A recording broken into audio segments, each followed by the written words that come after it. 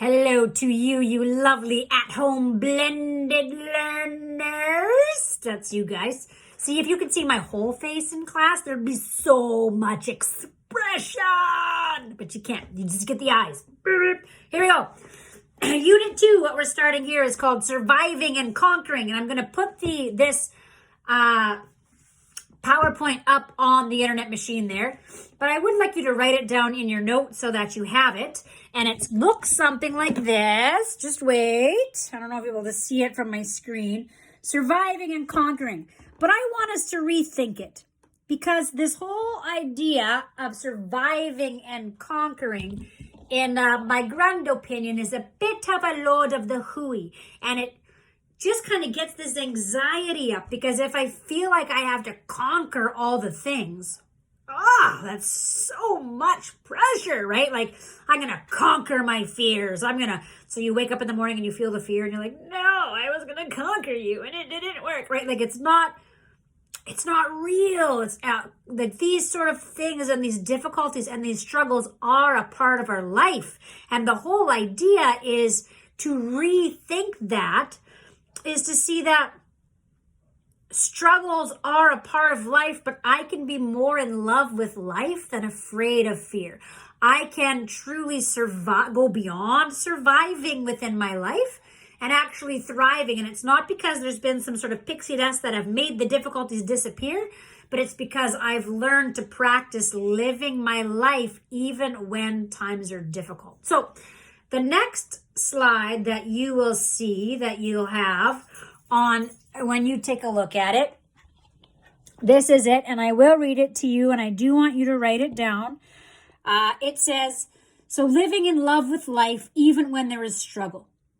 And this good old Father Richie quote says, the most amazing fact about Jesus is that he found God in disorder and imperfection.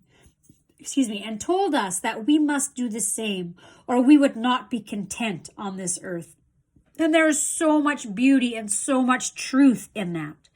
And this brings us to another think thought that I want us to think about in this unit. And it says, how do these think thoughts on how we see life help to shape our lives and help us to be resilient? Not so much what we see, but how we see what is before us. And right now I see my dog, Lucy. She's sad that I'm ignoring her right now and she's getting into stuff.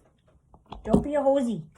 Anyway, so this idea that God and life is not only able to be full and complete and beautiful when there's no troubles and no difficulties, but that God and life and beauty are found even within the difficulties. That's such a beautiful way, and it's teaching us how to see what is in front of us. And that's really important. Sometimes we're told, believe this, believe that, we're told what to believe, but we're never really shown how. What does that look like? How do we believe? How do we see these things in our life? And we talked about resilience. Make sure you look at Mrs. Kennedy's notes as well, because she'll go into detail on some of these aspects that we've looked at and some of the notes that I put on the board. And resilience means to continue moving forward or to bounce back after struggle or difficulty. Humanity, brothers and sisters, is so extremely resilient. You are here today because of the resilience that is within the heartbeat of all of humanity.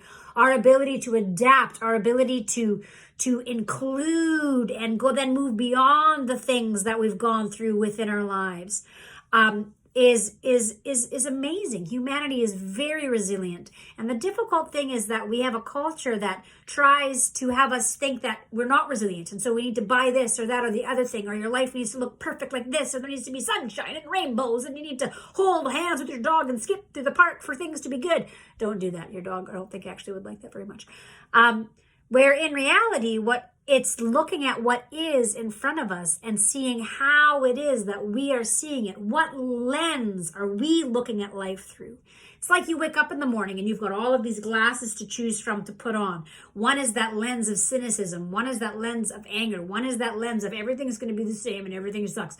And then there also is that lens of compassion, that lens of gentleness, that lens of an invitation into life.